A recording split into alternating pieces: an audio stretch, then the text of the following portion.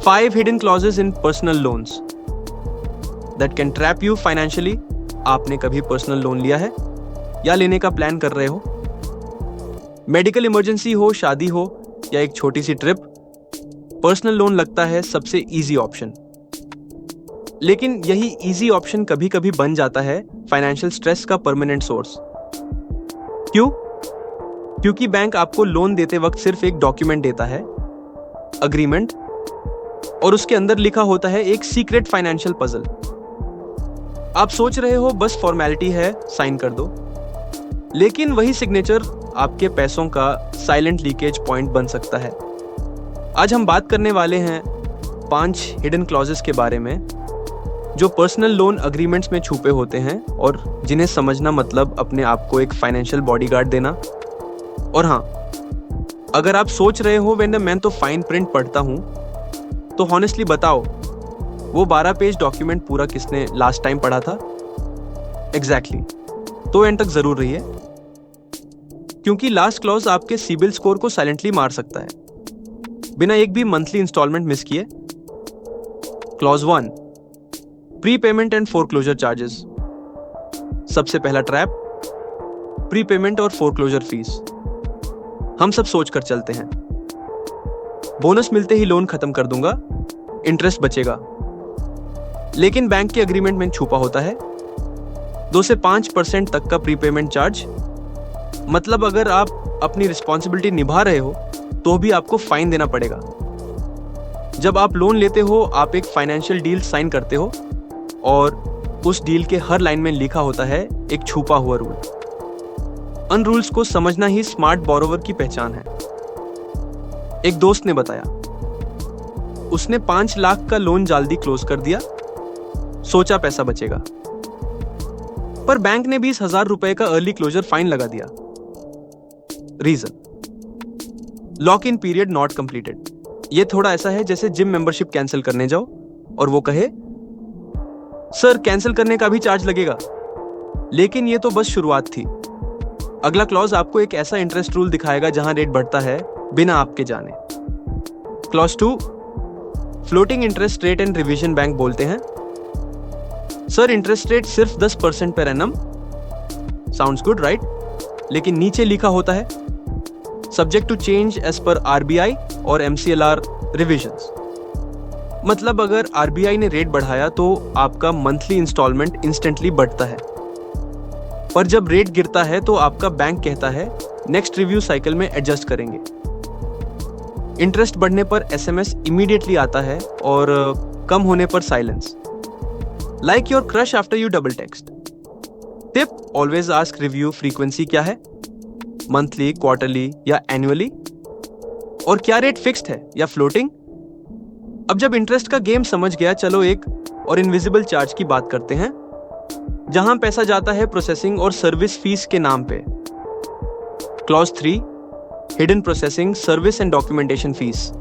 देखिए, interest rate सबको दिखाता है 10%, 11%, लेकिन रियल कॉस्ट ऑफ बोरोइंग छुपी होती है प्रोसेसिंग, डॉक्यूमेंटेशन और जीएसटी चार्जेस में। कई बैंक्स तो इवन लोन स्टेटमेंट के लिए भी पैसा लेते हैं। फोरक्लोजर लेटर 500 रुपए, स्टेटमेंट 200 रुपए, डॉक्यूमेंटेशन 1,000 रुपए, और सब मिला के 10,000 रुपए तक का डिडक्शन हो सकता है। ये थोड़ा ऐसा है जैसे रेस्टोरेंट में पनीर बटर मसाला ऑर्डर करो और बिल में लिखा हो स्पून 10 रुपए, प्लेट 20 रुपए, चेयर 50 रुपए। Pro tip, always ask for a complete fee breakdown in writing before signing. जो अमाउंट आप अप्लाई करते हो उसे कम डिसबर्सल मिलेगा, क्योंकि ये हिडन चार्जेस पहले ही कट जाते हैं। लेकिन छुपा हुआ खर्चा यहीं खत्म नहीं होता। अगला क्लॉज डायरेक्टली आपके ईएमआई बिहेवियर और पीस ऑफ माइंड से खेलता है। Clause 4, late payment and default penalties. सबको पता है ईएमआई डिले करने से क्रेडिट स्कोर पे इफेक्ट पड़ता है, पर कम लोग जानते हैं पेनल्टी का डबल सिस्टम भी होता है। कई लेंडर्स एक फिक्स्ड लेट फी लगाते हैं और उसके ऊपर पर डे पिनल इंटरेस्ट भी चार्ज करते हैं। तो अगर एक दिन भी डिले हुआ तो 500 रुपए प्लस 2% डेली इंटरेस्ट, और 30 दिन बाद वो 3,000 रुपए से ज्यादा हो सकता है। एक बोरोवर ने मुझे बताया एक EMI 15,000 रुपए थी और डिले हुआ 5 दिन का। टोटल फाइन 1,200 रुपए। मतलब एक शॉर्ट डिले, लॉन्ग रिग्रेट। और जब आप कस्टमर केयर को कॉल करते हो, जवाब आता है, सर ये सिस्टम जनरेटेड है, सिस्टम रोबोटिक है, पर पैसा आपका रियल है। और अगर आपने सोचा मैं ऑटो डेबिट लगा लूंगा, प्रॉब्लम सॉल्व, तो रुको, क्योंकि अगला क्लॉज नाच मैंडेट के नाम पे एक हिडन ट्रैप है।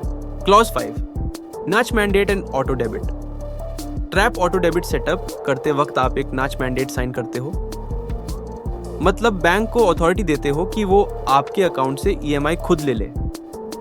पर हिडन लाइन ये होती है, बैंक मल्टीपल डेबिट अटेम्प्ट्स कर सकता है विदाउट इन्फॉर्मिंग यू, और हर फेल्ड अटेम्प्ट पे 250 से 400 रुपए का बाउंस चार्ज लगता है।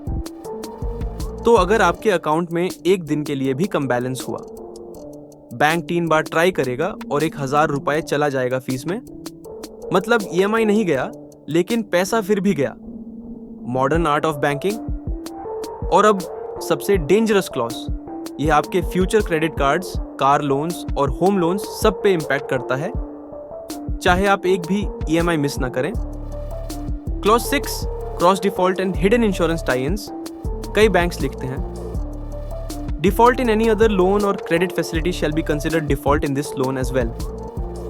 मतलब अगर आपका क्रेडिट कार्ड पेमेंट डिले हुआ, यह बैंक भी आपको डिफॉल्टर मार्क कर सकता है और रिपोर्ट सिबिल को चली जाती है। आपका स्कोर साइलेंटली ड्रॉप हो जाता है।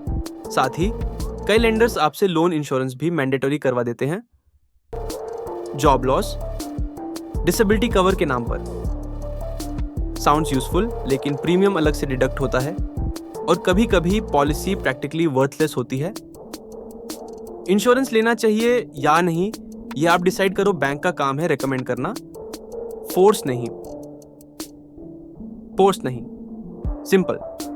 तो अब जब आप ये सारे क्लॉजेस जानते हो, समझ जाओ, लोन लेना एक फाइनेंशियल स्ट्रेटेजी है, इमोशनल डिसीजन नहीं। पर्सनल लोन लेना गलत नहीं है, लेकिन बिना समझे लेना फाइनेंशियल मिस्टेक जरूर है। आपका हर सिग्नेचर एक कॉन्ट्रैक्ट है और हर क्लॉज एक हिडन रूल। जो समझा वो जीता। तो अगला लोन लेने से पहले प्रीपेमेंट और पेनाल्टी टर्म्स लिखवा लो, प्रोसेसिंग फीस क्लियरली पूछो, इंश्योरेंस ऑप्शनल है या मैंडेटरी, कंफर्म करो, और फ्लोटिंग रेट का रिव्यू पीरियड समझो। ये प्लानिंग और रिसर्च आपको बनाती है एक फाइनेंशियली स्मार्ट पर्सन जो पैसा कमाता भी है और बचाता भी इंटेलिजेंटली। और हाँ, जब बैंकर कहे सर बस एक सिग्नेचर चाहिए, तो बोलना 1 मिनट, मैं फाइन प्रिंट का फैन हूं। अगर आपको यह वीडियो हेल्पफुल लगा हो तो लाइक, शेयर एंड सब्सक्राइब जरूर करें।